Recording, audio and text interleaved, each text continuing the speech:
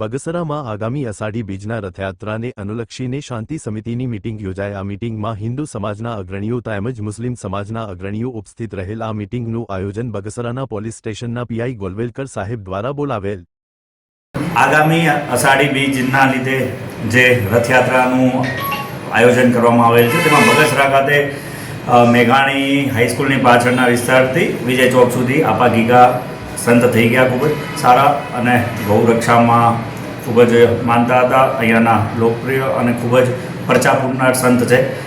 ત્યાંનું મંદિર છે, ત્યાં જ આ 300 થી 350 માણસોની એક શોભાયાત્રા સવારે નીકળશે અને ત્યાં વિજય મેઘાણી સ્કૂલથી ત્યાં જ સંપન્ન થશે અને સાંજે ત્યાં 2500 થી 3000 માણસો એકત્રિત થવાના છે। એ સંદર્ભે આજે અમે અહીંયા હિન્દુ મુસ્લિમ સમાજના અલગ અલગ આગેવાનો વેપારીઓ સાથે અહીંયા બેઠક કરી હતી।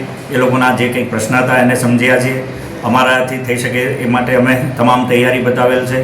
પાર્કિંગની, ટ્રાફિકની જે પણ સમસ્યા છે એ 1000% અમે ઊભી નહીં થવા દઈએ અને સાથે મળીને આ પ્રસંગ સારી રીતે ઉજવવામાં આવશે।